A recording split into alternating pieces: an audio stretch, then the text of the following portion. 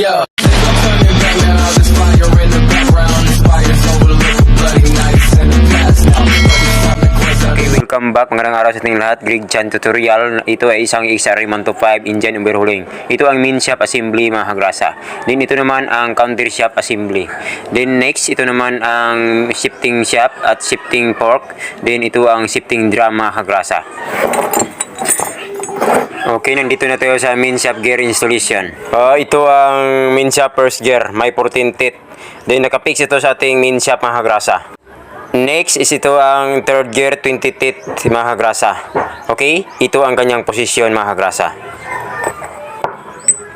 At ang kasunod naman natin ilagay is ito namang spline washer mga kagrasa. Okay, dito natin yan ilagay. Then, ang kasunod naman is ito namang snap ring na siyang mag-lock sa ating gear mga kagrasa at saka sa spline washer na hindi siya gumagalaw mga kagrasa. Okay? Dito na natin ito ilalagay mga kagrasa.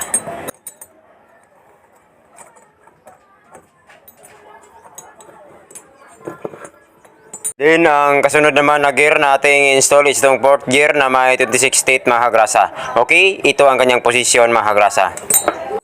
Then, followed by the snap ring mga kagrasa. Okay? Ito lang ang posisyon sa paglagay ng snap ring mga kagrasa upang hindi gumagalaw itong ating gear. Then, ang kasunod naman mga kagrasa is ito namang spline washer. At itong last gear, itong second gear na may 20 teeth mga kagrasa. Okay? Ito ang kanyang posisyon sa paglagay mga kagrasa. Then, kasunod naman itong washer. Okay, ito lang ang kanyang posisyon. Okay, ganito lang mga kagrasa ang main shaft gear assembly mga kagrasa. Okay, ito ang kanyang posisyon. At ganito lang ang pag-install ng main shaft gear assembly. Okay, ito ang second gear 20 teeth. Then ito naman ang ating fourth gear may 26 teeth mga kagrasa. Then next, ito naman ang third gear 20 teeth. Then last, ito ang first gear na nakapix may 14 teeth mga kagrasa. Okay, ang kasunod mga kagrasa is kung paano ito i-install o i-symbol itong counter shaft gear mga kagrasa. Ang palatandaan ng counter shaft is ito ang nilalagyan ng ating engine sprocket. Okay, ito ang snap ring mga kagrasa. Then, sunod naman, ito namang fourth gear na may 24 teeth mga kagrasa. Okay, ito ang kanyang posisyon. Then, ang kasunod natin nilalagay is itong spline washer mga kagrasa. Okay, then next naman is ito namang snap ring para hindi gumagalaw itong ating gear. Then next, ito namang thrust washer mga kagrasa. Then ito ang tinatawag na collar. Ito ang kanyang posisyon mga kagrasa. Okay, dito lang yan ilalagay. And then ito naman ang tinatawag na shifting drum lock plate. Then ito ang friction spring. Okay, dito lang yan sa bandang likod ng gear ilalagay itong friction spring mga kagrasa. Okay, sa paglalagay ng drum lock plate at saka sa friction spring is yan ang kanyang posisyon mga kagrasa. Okay, yan lang ang paglalagay at ito ang kanyang posisyon. Okay, sundan nyo lang kung paano i-install, kung paano ilalagay mga kagrasa sa ating counter shaft assembly. Then, ang kasunod naman is ito namang third gear na may 23 teeth. Okay, ito ang kanyang posisyon mga kagrasa. Then, sundan ito ng thrust washer. Then sa pagkatapos ng paglagay ng thrust washer is ito namang first gear na may 35 teeth mga kagrasa. Okay, yan ang kanyang posisyon. Then huwag kalimutan na ilagay itong counter shaft bushing mga kagrasa. Then ito ang pang last, itong washer mga kagrasa sa bandang likod. Then ito ang right side shifting fork at left side shifting fork mga kagrasa. Okay, ito ang kanyang posisyon mga kagrasa. Ilalagay lang itong right side shifting fork, nakaharap yan sa ating counter shaft mga kagrasa na may lagayan ng engine sprocket. At ito namang left side is ito ang kaharap sa ating main shaft mga kagrasa. Okay, ito ang kanyang posisyon mga kagrasa. Then ang kasunod, ito namang shifting drum. Then ito ang lagayan ng gear position light indicator mga kagrasa. Okay, ito ang kanyang posisyon. Okay, sundan nyo lang kung paano ilagay itong transmission gear installation mga kagrasa. May ibang paraan din ako, tingnan nyo lang sa aking playlist mga kagrasa kung paano i-assemble itong transmission mga kagrasa. Basta ang importante is hindi magkabaliktad ang mga gear mga kagrasa. Okay, ito ang connecting rod at ang crankshaft mga kagrasa. Okay, ito ang kickstarter assembly at ang kanyang posisyon mga grasa. Then since tapos itong transmission gear installation, ilalagay natin itong right side crankcase cover mga grasa. At ito naman ang oil pump drive gear, lock pin mga grasa. Okay, maliit ito, ingat-ingat lang sa paglalagay nito mga grasa. Okay, ito ang kanyang posisyon. Then next, ito naman ang oil pump drive gear. Itapat lang itong lock pin mga grasa. Then kasunod naman, ito namang stopper plate pins at shifting drum pins at gear shift complete mga grasa. Okay, dito lang yan sa shifting drum ilalagay mga grasa.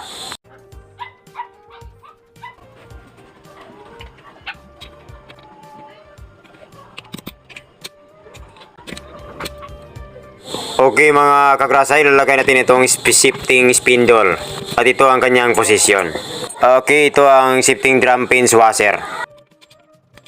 Okay, ito ang kick spindle collar. Then ito naman ang starter spring retainer. Ito naman ang return spring mga grasa. Okay, dito lang yan ilalagay sa ating kick starter spindle. Okay, ito ang clutch outer housing at ang clutch spacer split.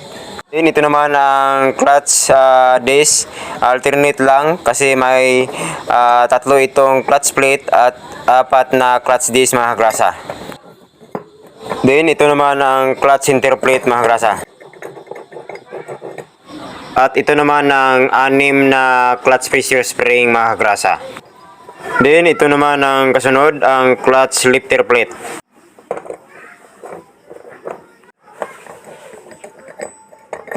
Okay, ito ang cooler, ilalagay natin dyan. Then huwag kalimutan itong washer ng clutch natin mga grasa. Ilalagay natin sa gitna ng clutch housing mga grasa. Okay, diyan lang natin ilalagay. Okay, ito ang posisyon ng washer ng clutch. At huwag kalimutan itong clutch outer guide ilagay dito mga grasa. Okay, ito ang one-way clutch assembly natin mga grasa ng XRA 125. Okay, ito ang kanyang service limits ng clutch switch assembly mga grasa. Okay, ilalagay natin dito mga grasa. Okay, sundan nyo lang kung paano ito ilalagay mga grasa. Then ito naman ang lock nut ng ating primary at secondary clutch mga grasa. At huwag kalimutan sa pag-assemble is dapat magkatapatan itong dalawang gear at ng primary at secondary mga grasa. Okay, higpitan na natin ito mga grasa. Itong lock nut ng secondary at primary. At huwag kalimutan mga grasa itong lock washer tab is i-lock lang ito para hindi lumuluwag ang lock nut. Okay, ito naman ang gasket ng ating oil centrifugal cover. Then ito naman ang oil centrifugal filter cover mga grasa. Then ito naman ang clutch bearing natin mga grasa. Then tapos ito naman ang clutch lifter complete. Okay, dito lang yan ilalagay mga grasa. At ito naman ang clutch lifter plate spring. Then ang lifter ball naman mga grasa. Okay, sa paglalagay nitong clutch brake lever assembly is itapat lang itong dalawang point mark mga grasa ng shifting spindle at brake lever assembly. Okay, ilalagay natin itong gasket at saka itong right side crankcase cover mga grasa. Then sa paghigpit ng mga bolts is don't forget apply the criss-cross pattern mga grasa. Okay, ilalagay natin sa piston ang ring natin mga grasa. Okay, ang unahin natin sa paglalagay ng piston ring mga grasa is itong wheel ring. Ito ang ring spacer mga grasa.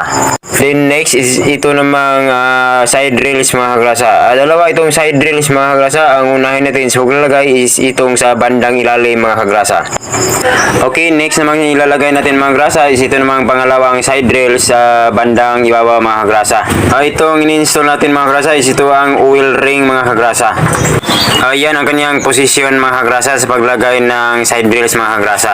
Okay, yan ang kanyang posisyon.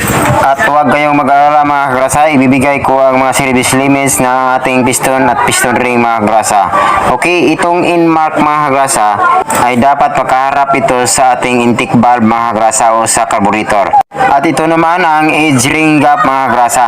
Remember mga kagrasa, ang ay dapat may tama natin sa paglalagay mga kagrasa para hindi agad sisira ang ating ring o umuusok agad ang ating motorsiklo mga kagrasa.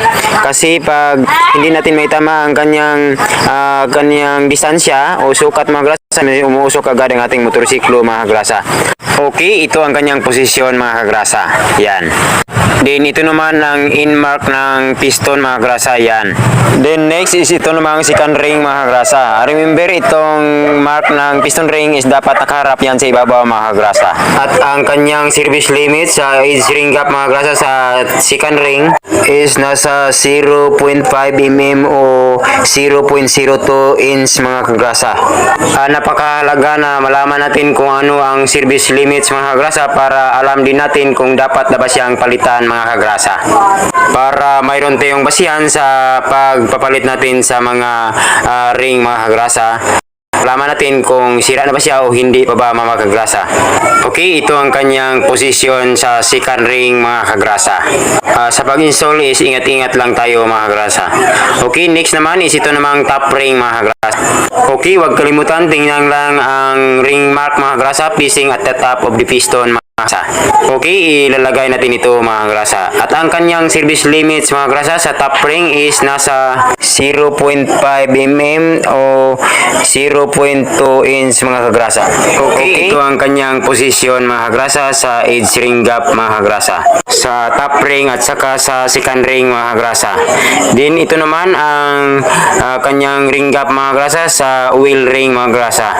Okay, yan mga kagrasa, pising at the in mga kagrasa sa mark ng piston. Okay, ang kanyang ring in gap mga kagrasa is look like letter Y mga kagrasa.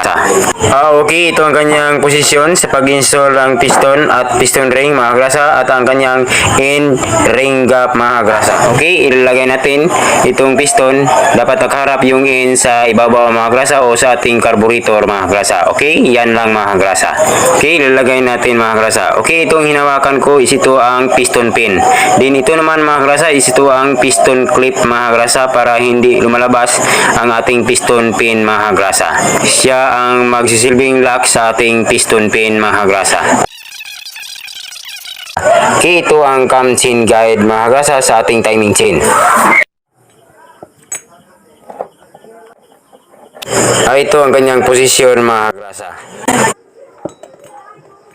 Then next, ito namang cylinder block mga kagrasa, ilalagay natin. Lagyan lang ng konting oil mga kagrasa para hindi ito masisira mga kagrasa o magasgasan itong cylinder wall mga kagrasa sa ating cylinder block. Kasi pag hindi nalagyan ng oil mga kagrasa is maaaring masira sa paglagay natin sa piston ring at sa piston mga kagrasa.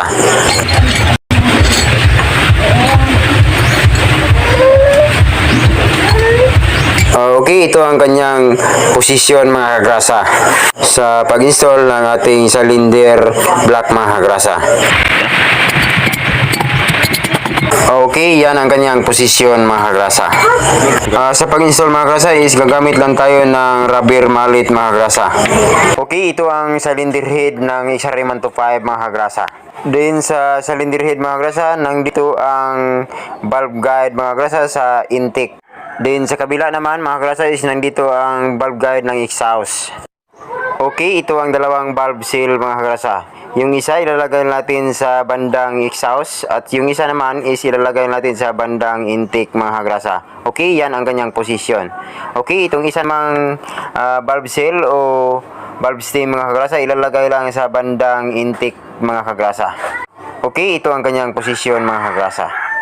Okay, next mga kagrasa, ito namang dalawa is ito ang intake at exhaust valve. Itong maliit is ito ang exhaust valve mga kagrasa. Okay, itong malaking valve mga kagrasa ilalagay lang sa carburetor mga kagrasa. Then ito namang maliit is ilalagay lang sa nakaharap yan sa muffler mga kagrasa. Kasi doon lumalabas ang air and fuel mixture mga kagrasa at dito pumapasok sa intake mga kagrasa dito. May bandang intake valve mga kagrasa. Pumapasok dito ang air and fuel mixture bago dito dumating sa combustion chamber mga kagrasa. Okay, ito ang combustion chamber mga grasa. At dito nagkaroon ng series of explosion mga grasa sa air and fuel mixture. Okay, ito ang lagayan ng spark plug mga grasa na siyang nag-ignite sa air and fuel mixture dito sa combustion chamber. At dito yan nalabas mga grasa matapos sunugin ang air and fuel mixture patungo sa ating muffler mga grasa. Okay, dito yan lalabas. Okay, ito naman ang dalawang valve spring mga grasa. At ang kanyang service limits ay nasa 35.8 mm mga grasa. Okay, remember sa paglalagay mga grasa, itong may maliit na coil gap, ito mga grasa, is dapat nakaharap yan sa pag-assemble natin sa ilalim mga grasa o sa kanyang combustion chamber. Yan ang paglalagay mga grasa sa valve spring. Okay, yan ang kanyang. Then, ang next naman natin ilalagay mga grasa is ito namang valve retainer. Okay, ito ang kanyang valve retainer mga grasa. Okay, dalawa ito is isa dito sa bandang intake at isa naman dito sa bandang exhaust. Then, ito naman ang valve cutters o valve lock mga grasa. Tig dalawa ito bawat valve mga grasa. Itong inasimbol natin banda itong exhaust. Okay, sa pag-assemble is gagamit tayo ng valve spring compressor mga grasa para hindi tatalsik yung ating valve cutters o valve lock mga grasa. Then mayroon namang isang paraan mga grasa na sa pag install ng valve cutters o valve lock mga grasa. Okay, tingnan nyo lang kung anong paraan mga grasa. Kasi dalawang paraan, kung wala kayong valve spring compressor is pwede man tayong gagamit ng mano a mano sa pag-install ng ating valve cutters mga grasa. Okay, ito ang pag-install ng valve cutters gamit ang valve spring compressor mga grasa. Okay, ito ang kanyang posisyon sa exhaust valve mga grasa. Then next naman itong namang valve spring, take note, itong may maliit na in-coil gaps dapat harap yan sa ating combustion chamber. Then ito naman ang retainer mga grasa. Then next ito namang valve cutter, so yung tinatawag nating valve lock. Don't forget sa pag-install nito mga grasa is ingat-ingat baka tumalsik itong valve cutters mga grasa. Okay, ito ang kanyang posisyon. Then sa pangalawang paraan mga grasa is gagamit tayo ng spark plug wrench sa pag-install nitong valve lock mga grasa. Okay, ito ang pangalawang paraan. Pangtukod sa likod mga grasa. Itong pangalawang paraan mga grasa is maaari tayong mag-install lang ng valve cutters kahit wala tayong valve spring compressor mga grasa. Okay, ito ang kanyang gagawin mga grasa. Itulak lang ng konti. O yan mga grasa, na install na yung valve cutters o valve lock. Next, ito ang camshaft. Din ito ang oil passage mga grasa. Okay, ito ang dalawang cam lobe sa intake at saka sa exhaust mga grasa. At ang kanyang cam lobe height service limits is nasa 31.94 sa intake, and din sa exhaust is nasa 31.79 mm mga grasa. Okay, dito lang yan ilalagay. Then ito naman ang intake at exhaust rocker arm mga grasa. Okay, itong klase ng intake at exhaust rocker arm is roller type ito mga grasa. Mayroon siyang roller mga grasa, is maganda ito kasi hindi masira mga grasa. Kasi umiikot itong roller sa pagtama ng ating cam lobe mga grasa. Umiikot ito. Kaya hindi siya madaling masisira mga grasa. Lalong-lalo na pag na kulangan sa oil is masisira itong ating rocker arm mga grasa. Okay, ito naman ang exhaust rocker arm shaft mga grasa. Bali dalawa yung mataas ay sa bandang exhaust at yung isang medyo mababa is ito ang sa bandang intake mga grasa. Okay, ito ang kanyang posisyon mga grasa. At ito naman ang intake rocker arm at ang kanyang rocker arm shaft mga grasa. Okay, dito lang yan sa bandang intake ilalagay grasa. Bali dalawa itong rocker arm shaft mga grasa, isa sa intake at isa naman sa exhaust. Okay, next naman natin ilalagay ito namang seat plate mga grasa. Ito may marking na out, meaning nakaharap yan sa labas mga grasa. Okay, ito ang kanyang posisyon mga grasa sa seat plate ng ating rocker arm shaft. Okay, ito ang kanyang posisyon mga grasa. Okay, ito naman ang cam chain guide mga grasa. At ito naman ang kanyang cylinder head gasket mga grasa. Okay, dito lang yan natin ilalagay. Lagyan na ng kunting gasket maker para iwas leaking mga grasa. At ito naman ang kanyang dalawang dowel pin mga kagrasa. Okay, ilalagay natin babalik itong cylinder head mga kagrasa. Shout out muna tayo mga kagrasa kay Maynardo Padua. Kumusta po kayo dyan sir? Maraming salamat po sa pagsuporta niyo sa channel ko sa panonood ng aking mga video. Thanks and God bless po sa inyo sir. Okay, ito naman dalawa. Ito ang cylinder head mounting bolt mga kagrasa. Ito yung hinigpitan natin. Gamit ang 6mm na T-range mga kagrasa. Okay, next naman mga kagrasa is dito naman tayo kung paano i-install itong timing chain ng XRM 125 mga kagrasa. Sa gawa natin ng TDC na hindi natin kailangan na tumingin pa sa timing hole cap mga kagrasa. Okay, tandaan mga kagrasa sa pag-install ng timing chain is mayroon itong standard na ating pinapalo mga kagrasa na guidelines. Kasi hindi ito pwede na magkamali tayo sa TDC o yung top dead center mga kagrasa. Okay, ito ang kanyang timing chain ng XRM mga kagrasa. Okay, simulan natin ang timing installation technique mga kagrasa. Kung paano mag-TDC na hindi na kailangang tumingin pa sa timing hole cap. Ito ang paraan na natin na ang piston na nakatap na mga kagrasa. O nasa top dead center na siya mga kagrasa. Ito ang flywheel mga kagrasa. Hanapin natin dito ang timing T-mark. Okay, ito ang timing T-mark sa flywheel mga kagrasa. Okay, ang technique sa pagsagawa natin sa TDC mga kagrasa is hindi na kailangan tayong tumingin sa timing hole cap para makita natin itong timing T-mark sa flywheel mga kagrasa. Okay mga kagrasa, ilalagay natin itong flywheel. Ito ang paraan para maitap natin ang piston na hindi na kailangan pang tumingin tayo sa timing hole cap para makita natin ang timing T-mark sa flywheel mga kagrasa. Okay, ito ang timing T-mark mga kagrasa sa flywheel. Itong marking na ito sa flywheel mga kagrasa is nakalayan yan sa ating wood drop key mga kagrasa o yung tinatawag nating kunya sa flywheel. Okay, ito mga kagrasa ang posisyon ng wood drop key sa ating flywheel. At itong timing mark ng flywheel mga kagrasa. Okay, ito ang dapat na tandaan mga kagrasa. Itong posisyon ng wood drop key ay dapat na kalayan yan sa ating flywheel mga kagrasa. Yung may linya sa bandang likod ng flywheel mga kagrasa dito. Okay, pakita natin mga kagrasa kasi hindi makikita masyado sa camera. Okay, yan mga kagrasa ang kanyang linya. Naka-align yan sa wood drop key natin mga kagrasa. Itong linya na ito mga kagrasa sa flywheel. Ito ang marking na makalain yan dito sa index mark ng makina mga kagrasa. Ito mga kagrasa. Ito ang index mark, dapat nagkalain yan dito sa ating flywheel. Para sigurado na nakatap na yung piston mga kagrasa. Okay, ito ang camshaft sprocket mga kagrasa. Okay, sprocket. At tandaan magkalayan yan dito sa ating wood drop key mga kagrasa. At dito sa timing mark, sa index mark ng ating makina mga kagrasa. At ito rin mga kagrasa, makalayan yan dito sa index mark mga kagrasa. Dapat magkalayan itong timing mark ng camshaft sprocket para magkakaroon ng insaktong TDC o top dead center during the compression stroke of the piston mga kagrasa. Okay, since nagkalayan na ito, pwede natin itong ilagay ang cam sprocket mga kagrasa. Kasi pag nagkamali tayo dito is magkaroon ng misfire during the compression stroke of the piston mga kagrasa. Magkaroon ng problema ang ating ignition system.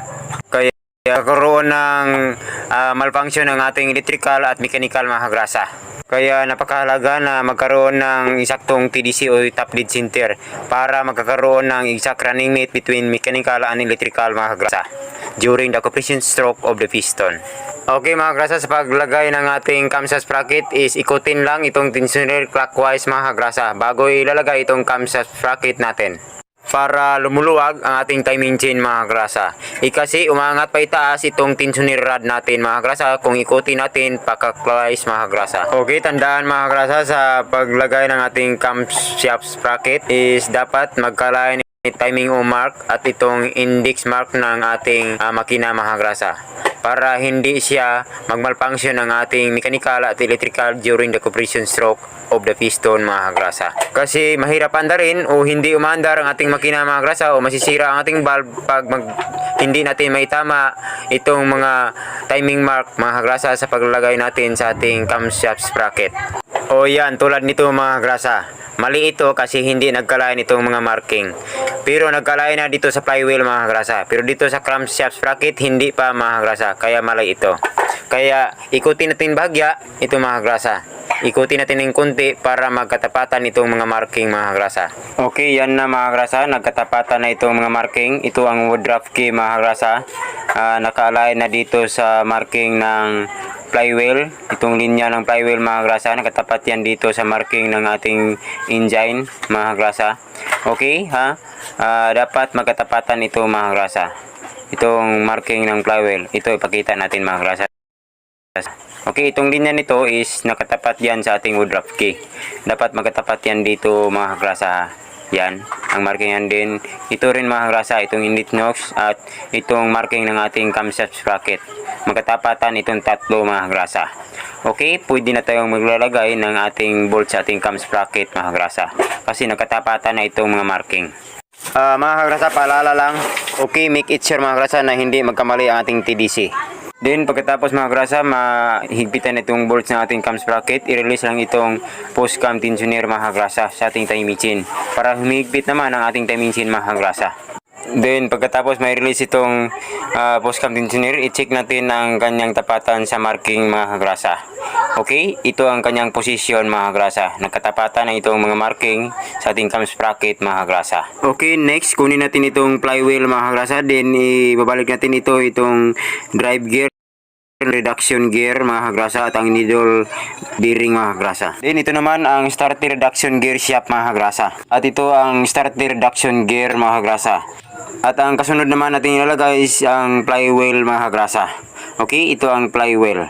Take note, ingat sa paghigpit ng lock nut sa crankshaft mga grasa. Then tapos sa pagbalik ng ating lock nut is huwag kalimutan ang washer mga grasa. Saka natin higpitan ang ating flywheel mga grasa. At sa paghigpit ng flywheel mga grasa is gumagamit tayo ng filter wrench para hindi sumasabay iikot itong flywheel mga grasa. Take note mga grasa, sa paghigpit ng lock nut is dandahan lang, baka masira ang crankshaft at ang lock nut mga grasa.